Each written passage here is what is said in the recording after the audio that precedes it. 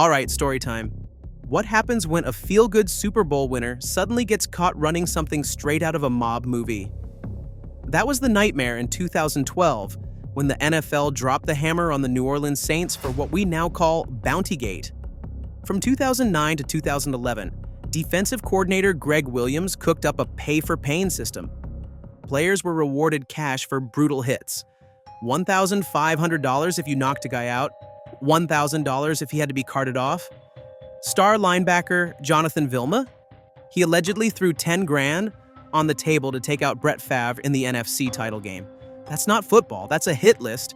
Roger Goodell didn't just slap wrists, he dropped a sledgehammer. Head coach Sean Payton, the guy who looked the other way, was banned for an entire season. GM Mickey Loomis, gone 8 games. Williams, suspended indefinitely. On top of that, the Saints lost draft picks in 2012 and 2013 and got hit with a $500,000 fine. Suddenly, the team that brought New Orleans its first Super Bowl wasn't heroic. They were villains. Fans were left wondering if glory came at too high a cost, and the NFL had to ask, was this just one bad team or the tip of a much uglier iceberg? Michael Vick's dogfighting scandal. Michael Vick was supposed to be the future of the NFL. The Falcons paid him like a king, fans treated him like a superhero, and defenses had nightmares about him. This guy was supposed to be the future of football instead. He was running Bad News Kennels. And no, that's not the name of a rap group. It was a dogfighting ring. The details weren't just ugly, they were stomach-turning. A USDA report later confirmed Vick and his crew laughed while pit bulls tore apart family pets. Dogs that didn't measure up in practice fights, they were hanged with cords or drowned in buckets. Vick tried to play the "I didn't do it" card, but after failing a polygraph, he admitted he personally helped hang dogs. He even slipped somebody $100 to dig graves. The price tag for all this? A 23-month prison sentence, state charges, and an NFL suspension that stripped him from stardom to scrubbing pots for 12 cents an hour. From highlight reels to prison yard football games, his fall was epic. He came back, sure. But tell us, how do you ever outrun something this dark? Winston versus Mariota controversy. The 2015 NFL Draft was a two-man show. Everyone knew the first pick was going to be either Jameis Winston or Marcus Mariota. 2 Heisman winners, 2-star college QBs, and 2 very different stories.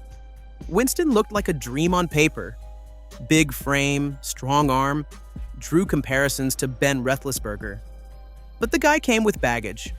Off-field issues, legal trouble, maturity questions, you name it, he had it. Mariota was the opposite. Quiet leader, clean reputation, and crazy college numbers. 42 touchdowns, 15 rushing scores, only 4 interceptions in 2014. He was the safe bet. So, who did Tampa Bay pick? The risky one. They grabbed Winston at number 1, leaving Mariota for Tennessee at number 2. Bold move, right? Well, bold doesn't always mean smart. By 2019, both picks looked rough. Winston threw 5 interceptions in one game like he was giving out Halloween candy. Mariota benched after going 7 for 18 with just 63 yards. Neither could hit 60% of their passes. Neither saved their team. People thought Manning versus. Leaf was the ultimate draft bust story. Winston and Mariota made sure we had a sequel. Miami's messy 2011 collapse. Losing games is bad. Losing respect is worse. And in 2011, the Miami Dolphins managed both at the same time. A few years earlier, Tony Sparano looked like a savior. He took a 1-15 disaster and flipped it into an 11-5 division title in 2008. But fast forward to 2011, and the magic was gone.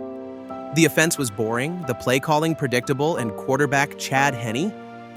Let's just say he wasn't giving anyone Marino flashbacks. By December, Miami sat at 4-9 and the vibe was dead. Now, here's the messy part. While Sparano was still coaching, owner Stephen Ross and GM Jeff Ireland were busy shopping around. Bill Cowher, John Gruden, even Jim Harbaugh. Yeah, they were reaching out to everyone. Sparano knew, the players knew, and the whole league knew. Awkward doesn't even cover it. When Harbaugh said no and went to San Francisco, the Dolphins doubled down on weird. They gave Sparano a contract extension, basically paying millions to a guy they didn't trust. Players ripped him for micromanaging, Jason Taylor said the environment was tough, and fans stopped showing up. By week 14, the drama finally ended. Sperano was out, Todd Bowles stepped in, and the Dolphins stayed a mess. Ray Rice controversy. Some scandals shake the NFL, but this one nearly broke it. In 2014, Baltimore Ravens running back Ray Rice and his fiancée, Janae Palmer, were arrested after a fight in an Atlantic City casino. Days later, TMZ leaked footage of Rice dragging an unconscious Palmer out of an elevator. Ugly, right? The NFL's punishment? Just a 2-game suspension. 2 games for domestic violence. At that point, players were serving longer bans for marijuana. Fans, players, and media erupted. How could the league be so tone-deaf? But the real explosion came months later. In September, TMZ dropped the full elevator video. Rice punching Palmer and knocking her out cold. That was it. Within hours, the Ravens cut ties, and Commissioner Roger Goodell hit Rice with an indefinite suspension. Yet the backlash shifted. Did the NFL already have the tape? Did Goodell know and try to cover it up? His "I didn't get it right" statement did little to calm the storm. Rice never returned to the field.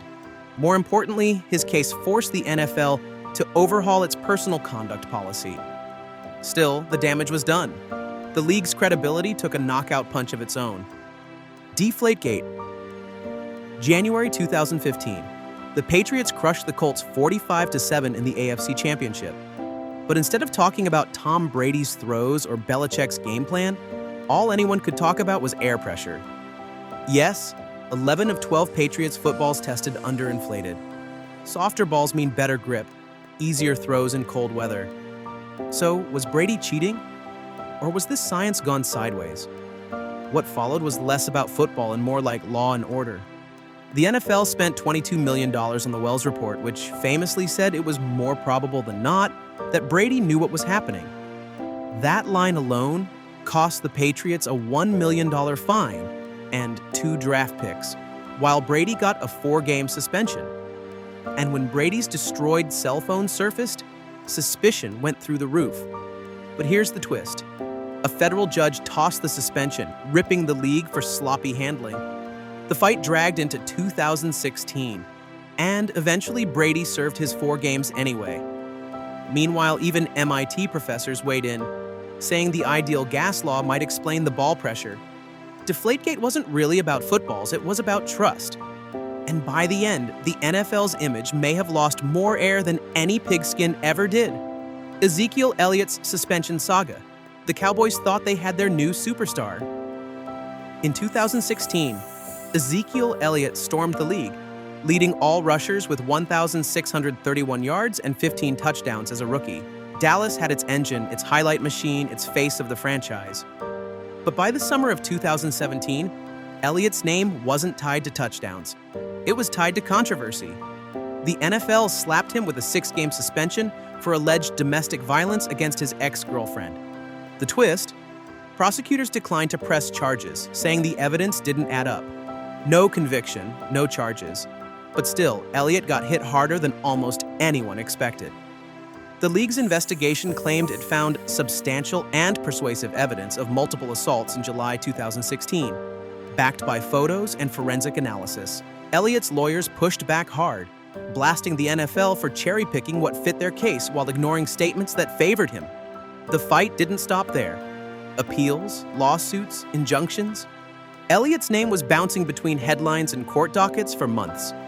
Jerry Jones stood by him. The NFLPA called the process unfair, and every missed game cost Elliott around $240,000. So what's the real story? Protecting the league's image or punishing a star without proof? Years later, that question still hangs over the NFL. So yeah, the NFL isn't just touchdowns and trophies, it's drama, scandals, and chaos that keep the league buzzing long after the final whistle. Some stories changed rules, some wrecked reputations, and a few still leave fans debating what really went down.